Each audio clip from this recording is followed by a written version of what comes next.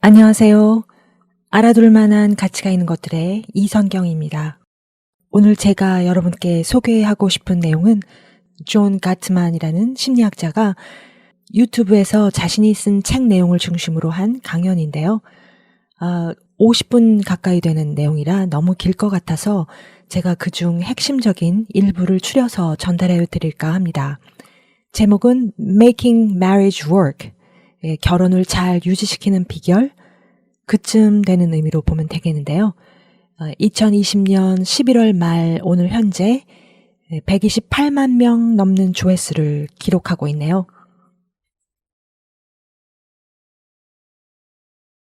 그러면 존 가트만의 강연 내용을 전달해 드리겠습니다. 저는 지난 32년 동안 3,000쌍이 넘는 부부를 연구했습니다. 여러분들과 별로 다를 바 없는 보통 부부들이죠. 그 연구의 목적은 그들이 부부의 관계를 잘 유지시키는 비결이 뭔지를 알아내자는 것입니다. 오랜 기간에 걸쳐 이성의 커플뿐 아니라 동성의 커플도 함께 연구를 했는데요. 그 작업에 참여해준 친구로 캘리포니아 버클리 대학의 교수인 밥 레빈슨이 있는데 우리가 같이 일한 지가 벌써 30년이나 됐더군요. 우리는 이 연구를 위해 커플들이 일상적으로 하는 일들을 비디오로 녹화했습니다. 오늘 하루를 어떻게 보냈는지에 대해 서로 얘기를 나눈다든지 또는 반복적으로 갈등을 이야기하거나 의견이 갈리는 부분들에 대해 대화를 나누는 모습 등등이죠. 이를 위해 우리는 워싱턴 대학교 안에다가 아파트 실험실을 하나 만들었습니다. 그 실험실은 부부들이 24시간 동안 지내다 갈 수 있는 조식이 제공되는 호텔 모양으로 꾸며진 곳이었습니다. 거기에는 배가 지나가는 아름다운 전망이 보이는 대형 유리창도 있었고요. 여기 온 사람들은 그저 자신들이 듣고 싶은 음악을 듣고 텔레비전을 보고 신문을 가져와서 읽기도 하고 그냥 하고 싶은 대로 하면 되는 거였어요. 그곳과 평범한 호텔과의 차이가 있다면 벽에 4대의 카메라가 고정되어 있다는 거, 그리고 심전도를 측정하기 위한 모니터를 착용한다는 거, 스트레스 호르몬 측정을 위해 소변 샘플을 채취한다는 거, 그리고 면역 체계가 어떻게 작동하는지를 측정하기 위해 혈액도 채취한다는 거, 그리고 다른 방에는 감정을 나타내는 표정을 기록하는 사람들이 있다는 것이었습니다. 그것 말고는 그저 조식이 제공되는 평범한 휴양지 같달까? 예를 들면 저희가 신혼부부들을 대상으로 연구를 시작했는데 어떤 신혼부부들은 저희 연구에 13년 동안 참여를 해서 그 사이에 임신을 하고 아이를 낳고 그 아이들이 크고 그래서 자녀들을 둔 40대, 60대 그리고 은퇴한 커플들이 되기도 했고요. 또 저희 연구에 20여 년간 참여한 커플도 있습니다. 처음에는 저희로서는 당연히 그 부부들의 사이가 좋은지 나쁜지 알 길이 없죠. 그런데 시간이 지나면서 그들 중 어떤 부부들은 관계가 깨졌고요. 어떤 부부들은 관계가 서로 멀어졌고 아직까지 같이 살긴 하지만 행복하지 않은 부부들도 있고 서로를 더 좋아하게 돼서 지금은 아주 행복한 관계를 유지하는 부부들도 있었습니다. 우리는 그런 행복한 부부들을 관계의 마스터들이라고 부르고 그 관계가 깨졌거나 불행한 부부들의 관계를 실패자라고 부르기로 했습니다. 우리가 알아내려는 것은 그 두 집단 사이의 차이점이 도대체 뭐냐 하는 것이었습니다. 놀라운 사실은 어떤 부부가 계속 부부로 남고 어떤 부부가 이혼할지를 90%의 정확도로 예측할 수 있게 됐다는 것입니다. 여러분도 알다시피 심리학에서 그런 정도의 예측이라는 것은 아주 드문 일입니다. 보통은 사람들의 행동을 전혀 예측하지 못하죠.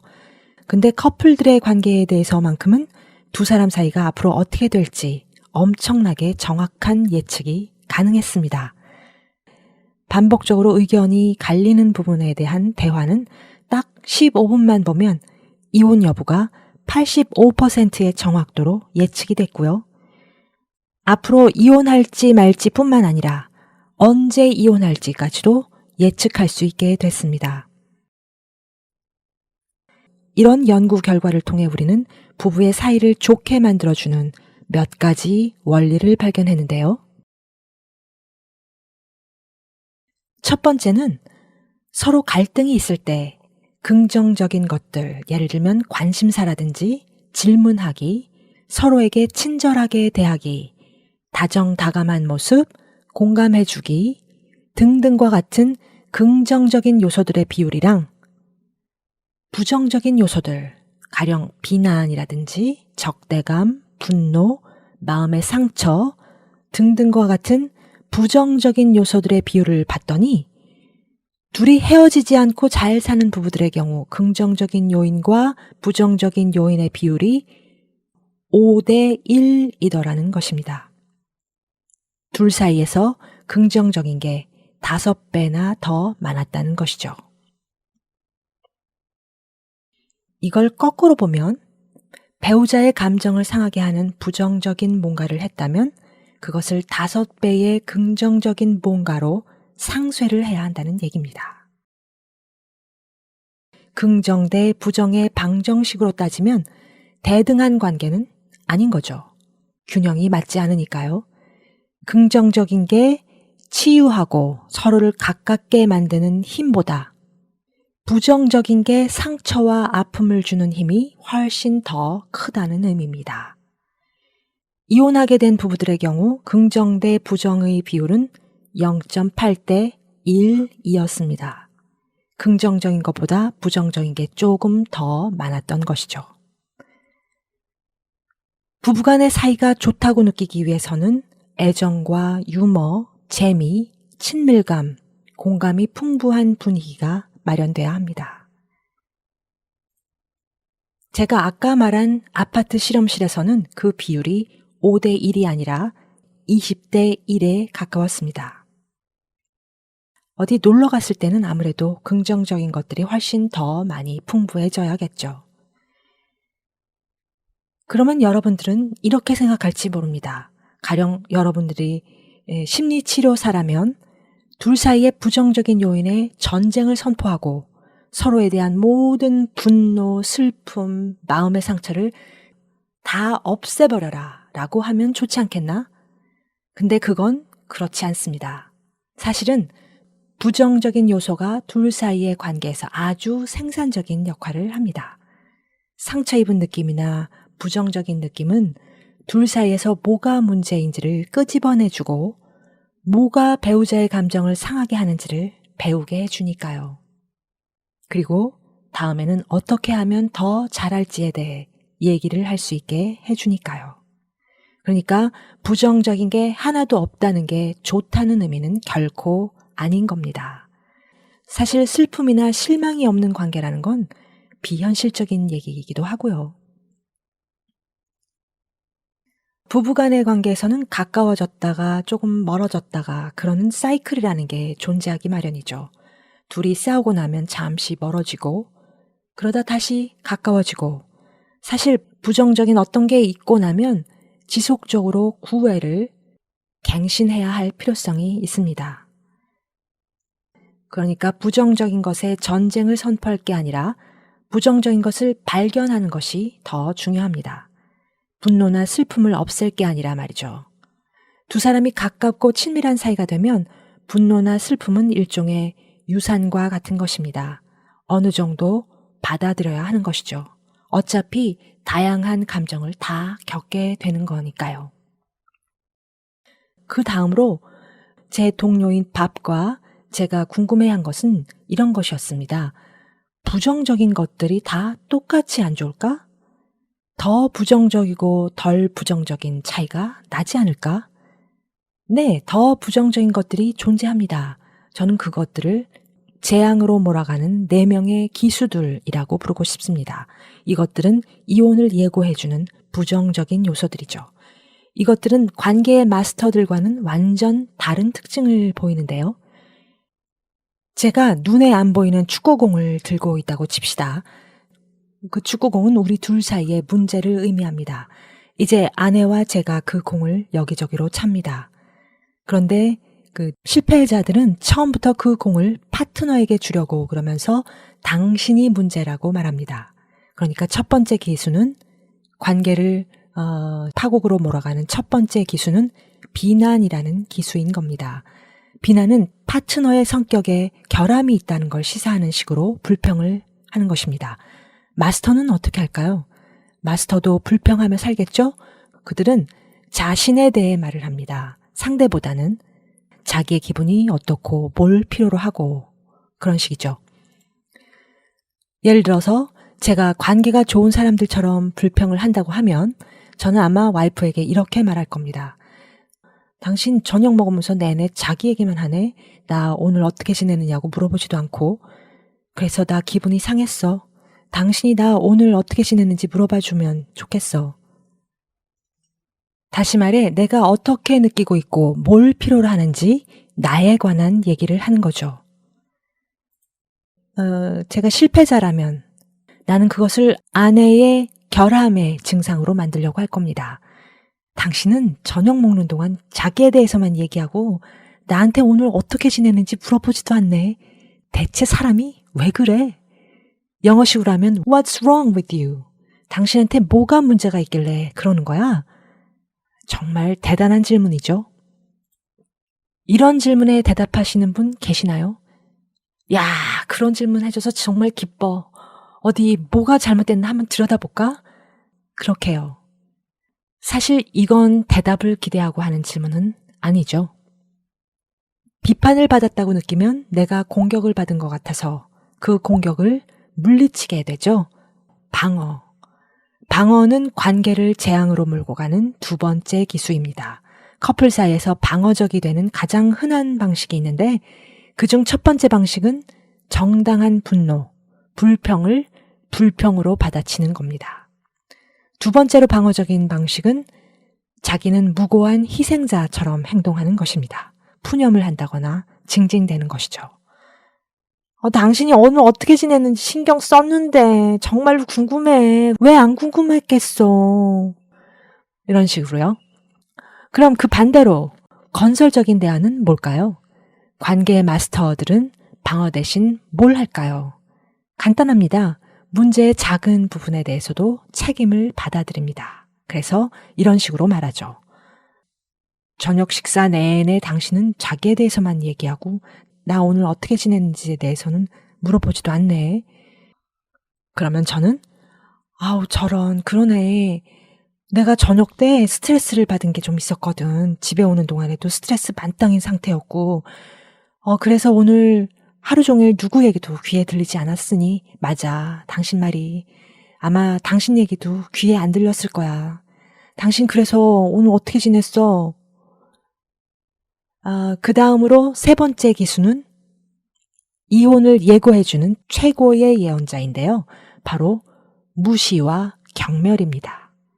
경멸은 비판하고는 좀 다르죠. 경멸은 내가 당신보다 더 우월하다고 느끼는 것이고 더 높은 곳에서 내려다보면서 얘기하는 것이죠. 파트너보다 더 깨끗하다거나 더 시간을 잘 지킨다거나 깔끔하다거나 더 똑똑하다고 느끼고 경멸적으로 말을 하게 되는 거예요. 가장 흔하게는 욕을 하거나 직접적으로 모욕을 하기도 하죠. 희한한 사람이네. 맨날 자기 얘기만 해. 그러면서 파트너가 어떻게 반응해 주길 바라나요? 이야, 당신 똑똑하다. 역시 당신은 관찰력이 대단한 사람이야. 내가 인간으로서 낙제점이라는 걸 보여주는 것들을 일일이 지적해줘서 정말 고마워. 다음 주에 점심 먹을 때 더 자세히 좀 얘기해 줄래? 아쉽게도 그렇게 반응하는 경우는 없고요. 그냥 마음의 상처를 받고 끝납니다. 경멸은 이혼을 가장 정확하게 예측해주는 요인이죠. 그럼 관계의 마스터들은 경멸 대신 뭘 할까 봤습니다. 무시의 반대는 단순히 무시를 안 하는 게 아닙니다. 사랑하는 사람을 정말로 존중하고 자랑스러워하는 것이죠. 마스터들은 둘 사이에 감사하는 문화를 만들어냅니다. 파트너가 하는 아주 작은 일에도 고맙다고 말하는 거죠. 저녁 먹으면서 한 대화 즐거웠어. 당신이 어젯밤에 애기랑 놀아주는 거 봤는데 정말 보기 좋더라. 그런 식으로. 그러니까 애정뿐만이 아니라 존중, 존경도 표현을 하는 겁니다. 그게 감사의 문화이죠. 그걸 만드는 요령은 마음의 습관을 다르게 들이기 시작하는 데 있어요. 비판하고 깎아내리고 내가 우월감을 느끼게 할 거리를 찾아 주변을 둘러보는 대신 칭찬하고 감사할 거리를 찾아 주변을 훑어보는 것이죠.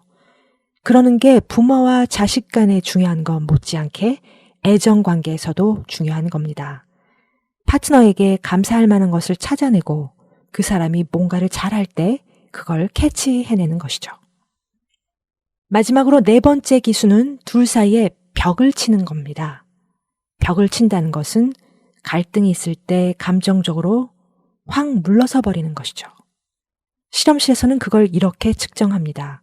누군가가 말을 할 때 어떤 사람이 그 말을 잘 듣고 있다는 것을 보여주는 많은 신호들을 그 화자에게 보냅니다. 꼭 동의하라는 법은 없지만요. 몸을 상대방을 향해 누는 모습을 하고 있고요. 눈도 마주치고 고개를 끄덕입니다. 뭐 그런 식으로 발성도 내고 얼굴도 움직이고 그래 그러면서 아무튼 그런 신호들을 내보내죠. 한편 벽을 치는 사람은 그런 걸 안 합니다. 팔짱을 끼거나 허리에 양손을 대고 있거나 밑이나 딴 쪽을 바라보죠. 얼굴에 변화도 없고 발성도 안 내고 이따금씩 화자 쪽을 흘낏 보는 것 말고는 말이에요. 마치 이제쯤이면 그 귀신이 사라졌나 확인하려고 볼 때 마냥 그게 벽을 치는 행위죠. 그러면 말을 하던 사람은 내 말이 상대방 귀에 들리지 않는다고 생각하게 됩니다. 그래서 40파운드짜리 대포 대신 60파운드짜리 대포를 쏘게 되죠. 뻥! 더 임팩트가 있게. 지금까지가 관계를 파국으로 몰아가는 네 기수들이었는데요. 이것들은 앞으로 두 사람의 관계가 어떻게 될지를 굉장히 정확하게 예측할 수 있게 해줍니다. 그러니까 실패의 레시피라고 할 수 있죠.